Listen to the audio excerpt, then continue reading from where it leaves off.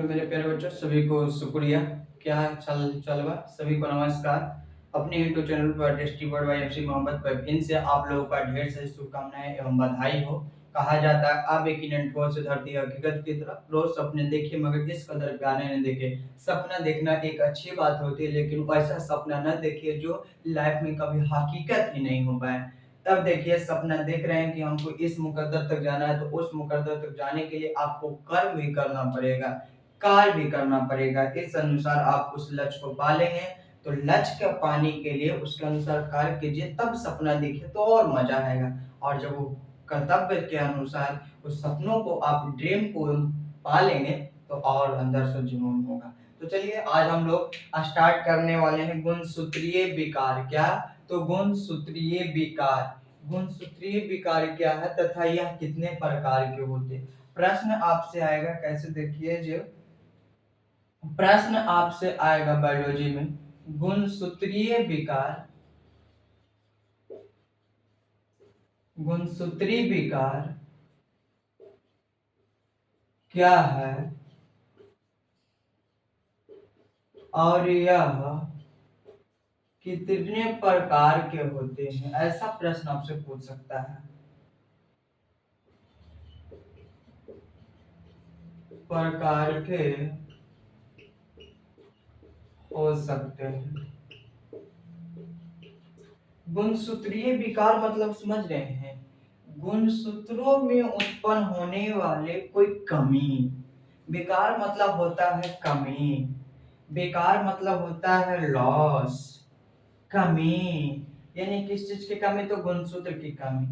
तो किसी भी मनुष्य के गुणसूत्रों की संख्या में अधिक या कमी होने की घटना को गुणसूत्रीय विकार कहते हैं। ध्यान से सुनिए, आपसे ऐसा ही कुछ प्रश्न पूछेगा कि गुणसूत्रीय विकार क्या है तथा यह कितने प्रकार के होते हैं। तो आप लोग आंसर दीजिएगा कि किसी भी मनुष्य के कोशिका में, जनन कोशिका में गुणसूत्रों की संख्या में कमियां अधिक होने के कारण जो विकार उत्पन्न होता है उसी को हम लोग गुणसूत्रीय विकार बोलते हैं। समझ में आया जी?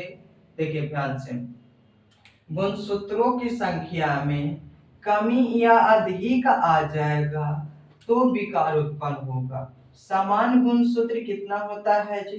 कमी भी आएगा तो भी विकार उत्पन्न हो गया, और ज्यादा भी हो जाएगा, अधिक भी हो जाएगा तभी गुणसूत्रीय विकार होगा। अब मान लीजिए समान भोजन से अपने क्षमता से ज्यादा खा लेते हैं तो हम लोगों को ओवरफ्लो हो जाते हैं, डट्टी होने लगता है।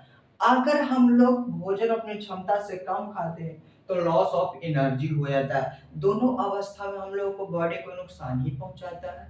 उसी प्रकार से समझिए कि गुणसूत्र हमारे समान होते हैं जनन कोशिका में 46 44 ऑटोसोम प्लस 2 सेक्स क्रोमोसोम होते हैं। एक्स वाई क्या होता है?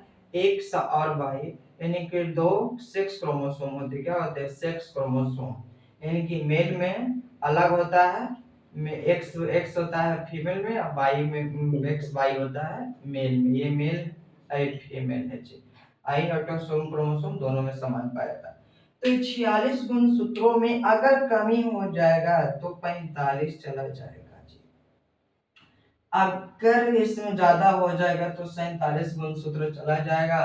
तो कहा जाता है कि एक समाज में थर्ड जेंडर का प्रजाति आ जाते हैं, उनको किसी काम से वंचित किया जाता है। क्यों वंचित किया जाता है?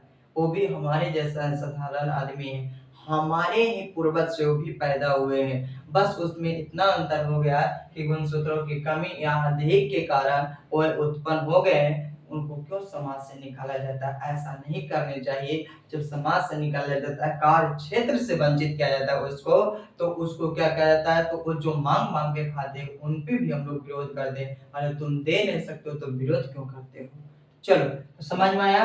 तो गुणसूत्रीय विकार क्या है तथा ये कितने प्रकार के होते हैं? तो किसी भी मनुष्य के जनन कोशिका, यानी कि जनन रिप्रोडक्शन सेल में उत्पन्न कुल गुणसूत्रों की संख्या के अधिक या कमी के कारण उत्पन्न विकार को हम लोग क्या बोलते हैं? तो गुणसूत्रों के गुणसूत्रीय विकार बोलते हैं, गुणसूत्री विकार बोलते हैं। तथा यह मुख्यतः 3 प्रकार के होते हैं। कितने प्रकार के होते हैं जी?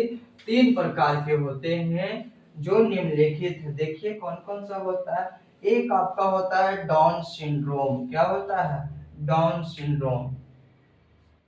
पहला होता है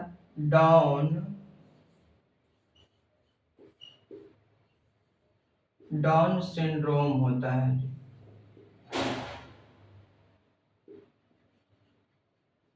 डाउन सिंड्रोम। दूसरा होता है आपका डाउन सिंड्रोम। क्या होता है मैं कल के वीडियो में, क्योंकि मोबाइल से पढ़ाना, मोबाइल समर सीजन में ज्यादा हॉट हो जाता है, इससे मोबाइल ब्लास्ट होने की संभावना ज्यादा हो जाती है। इसलिए मैं छोटी छोटी वीडियो लाता हूँ ताकि आपका भी काम चलते रहे, आप मोबाइल में रहो, क्योंकि मोबाइल ही जिंदगी है, इसी से मेरी क्लास चलती है। तो इसलिए डाउन सिंड्रोम क्या है हम कल के वीडियो में देखेंगे, बारीकी से देखेंगे, इसके बहुत अच्छे से देखेंगे। इसे मंगोलीय संलक्षण के नाम से भी जाना जाता है। क्या? मंगोलीय संलक्षण के नाम से भी जाना जाता है। दूसरा आपका जो है क्लाइनफेल्टर सिंड्रोम। क्या है जी? क्लाइनफेल्टर